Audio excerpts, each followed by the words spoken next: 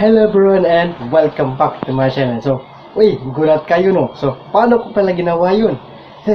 Nandito po, tuturuan ko po kayo kung paano mag-record ng TV, okay? Galing sa GMA for the back. Since naka-HDMI po ang gamit natin ngayon, so hindi pa ako gumagamit ng RCA connector. Okay, so HDMI po tayo ngayon at saka yung bago po, tutorial po ito ngayon, itong vlog ko ngayon. So, paano nga ba gagawin since mahihirapan tayong mag-record sa GMA for the box kasi nga encrypted ang kanilang video format.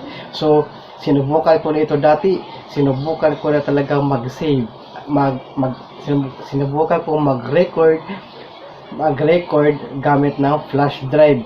Pero nung itina-transfer ko na siya sa itina-transfer ko siya sa laptop, so hindi po siya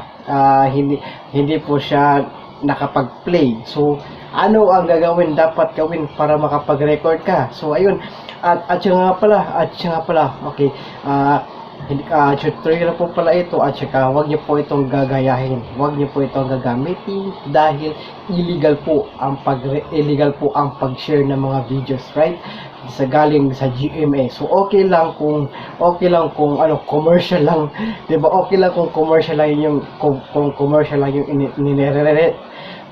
lang ang inire-record mo, okay lang yun, hindi ba? So ayun at saka for educational purposes only lang ito. So ayun, magsisimula na po tayo. Okay, so madali lang ito. So gagawin natin, so yung procedure natin, right? So ayun, without further ado, let's gonna start. Okay, so okay, nandito na po pala tayo. So naka-set up na lahat, hindi ba? So naka-set up na. So ano ang dapat gagawin? So GMA for the box, itong GMA for the box, itong HDMI video capture na ito. So ito yung gagamitin natin. Pagkatapos HDMI cable, itong antenna niya at saka yung remote, at doon sa laptop ay ito yung Bandicam ko na ginagamit. So ayun po pala siya. So papakita ko po sa inyo yung Bandicam na ito. Okay, yan po ang ginagamit ko. So yan po yung ginagamit ko, ang Bandicam na yan. So hindi po siya registered na software para sa computer kasi kaya limited lang ng 10 minutes yung video niya. So ito yung ginagamit ko na magre-record po ako ng gameplay po sa aking Pokemon Unite. At saka yun, kung gusto yung manood ng mga Pokemon Unite, mga gameplays ko, i-share ko below yung aking YouTube channel. So actually meron na akong Mobile Legends po na gameplay. So pwede din ko mag-subscribe. Okay, so ayun, yun po pala. So because I'm into gaming, so ito nga pala yung Bandicam na ito. So ito po yung gagamitin natin. So ngayon gagamitin po natin yung Bandicam na yan. So ngayon ay babalik po tayo doon sa GMA for the box. Okay, so ayan, i-on ko muna yung for the box, right? So nakabuot na siya at saka i-connect ko siya dito sa HDMI. So ayun po pala siya. So ayun na, nakaano na siya dito. So on lang natin yan kasi okay. So mag-on lang siya. Ayun lumabas. Okay, yun siya. Ayan, channel 1. So ngayon dito naman, lilipat ko siya sa okay, lilipat ko pala siya dito. So ayun, ipapasok ko siya kaagad doon sa dito sa aking laptop. So USB kaagad. So ayun po pala siya. So pasok na siya. Ayan, at saka konti lang kasi medyo maluwag kasi hindi po siya gaano ka dito sa laptop ko. So ayan ay nakaano na siya, naka-connect na po pala siya. So i-click lang natin ito. So kakunin ko muna itong phone ko para makita po ninyo. So ngayon nandito na po pala tayo sa aking laptop. So ayun, i-click natin itong HDMI click niyo po yan ang HDMI. Ayun, at lumalabas na po pala siya. So ayun, wala pong sounds, okay. Okay lang yan para hindi po tayo ma-copyright, okay. So wala po yung sounds, okay.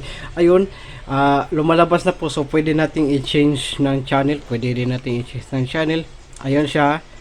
Yun nga, kasi mahina ang signal, so kasi yung antenna, right? So ayun, pero gumana din naman siya. So lipat pa natin ng iba pang channel. So ayun, yun, Heart of Asia, kuha din.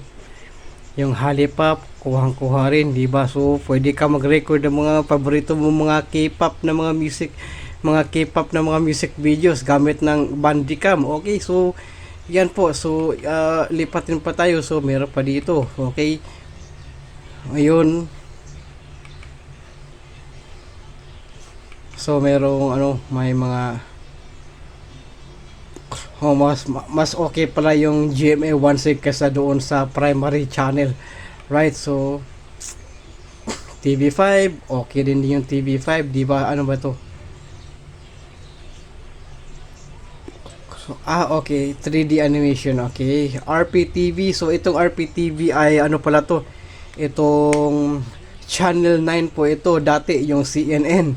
Ayun, RPTV, siguro naibili na ni Manny Pangilinan to. Okay.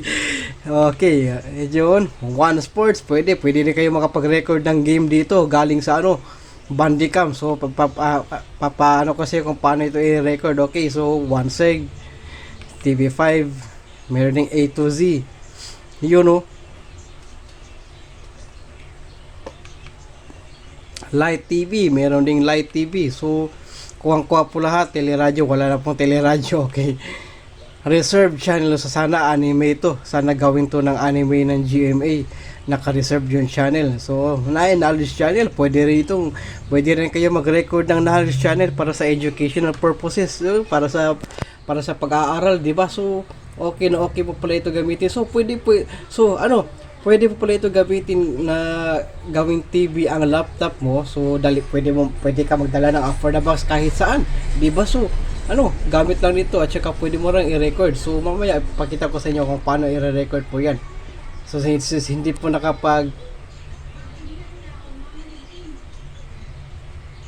okay, may may sounds pala, and hindi lang malakas, okay, palakasan ko po konti, okay. So siguro narinig nyo, diba? So narinig nyo siguro, hindi ba? So lipat po natin.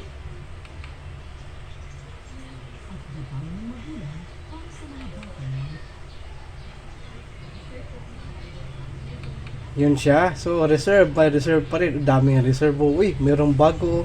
Blast Sports. Uy, may bago na channel, At balik po tayo sa number 1 ng GMA.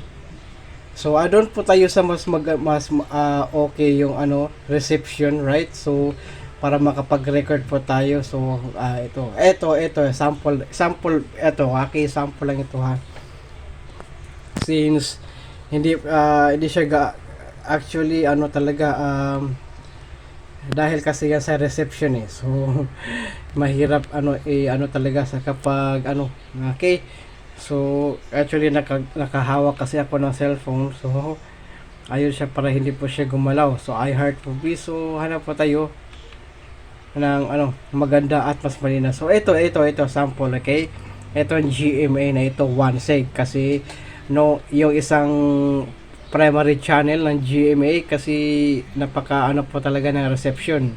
Ayun, so ayun, papaturo ko sa inyo paano mag-record. So ito, kung nakita kayo dito, yung red, yan pong red yan ay record. Meron din dito, meron ding record dyan. So dalawa po yan. So pwede dito ka mag-record, pwede din dito ka rin mag-record. So ayun, try natin mag-record. Okay, try natin. At ayun, nagka-recording na siya. So ayun, hintayin nyo lang po lumabas yung 1, 2, 3 para mas okay po siya. So ayun, ayan, at lumabas na po yung okay, lumabas na po pala yun, okay. Yan po, okay, nag-recording na po yan. So paabutin po natin ng paabutin po natin ng 1 minute, okay. So 1 minute, so ayun po pala siya. So okay, okay na okay po pala. So 1 seg lang ito kasi doon sa prime channel, primary channel na naka HD talaga kasi ano hindi siya gaano. So ayun.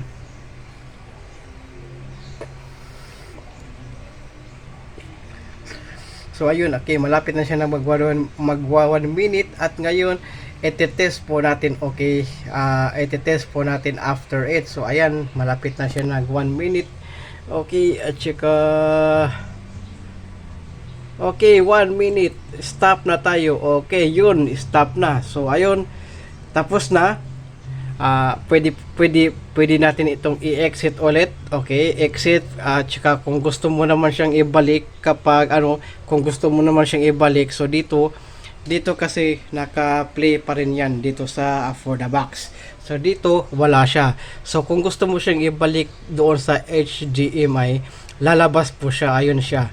So yun po siya. So okay lang yan kasi naka-connect pa rin naman siya dito sa ano, naka-connect pa naman siya dito sa video capture na ito. So ngayon ay ayun, exit muna natin siya, hahanapin natin. So ayun, yung output pala niya ay i-bandicam. So okay, nandito po siya, nandito po yan, nakasave dito sa aking laptop. So na yun, dito siya, ayun siya. So nandito may bandicam po pala yan diyan. So may bandicam. So, click lang natin yan at ayun, lumabas na po pala siya. So, ito na po yun. Itong pangatlo, yan po yung pangatlo. So, i-click po natin yan at saka try natin. Right, so try natin. Kaya pala mahina yung ano kasi hindi ko nilakasan yung volume ng TV, yung for the box pala. So, okay, nakalimutan ko pala i-maximize yung volume niya. So, ayun siya. So, medyo may pakalag. So, ayun po pala siya.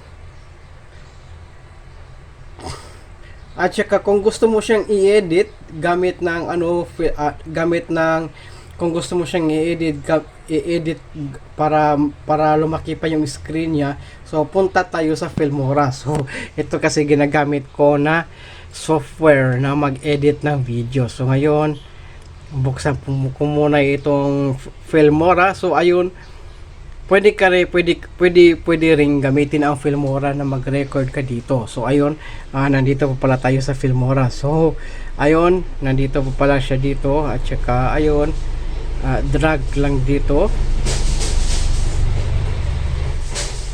Drag lang natin siya. Okay.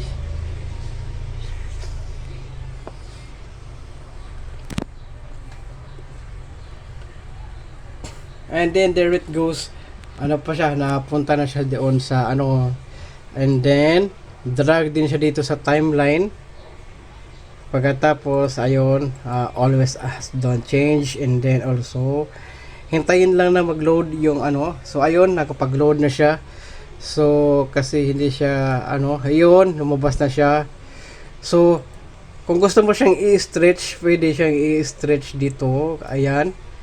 Ayun, for educational purposes lang po ito ha, wag niyo po itong gayahin. At ayun, yan po pala siya. So, na-stretch na po yan. So, okay na okay po pala siya dito. So, ganda di ba? So, okay na okay po pala siya. So, okay. Para maano. So, ayun po pala siya. So, naituruan ko po kayo para paano mag-record po gamit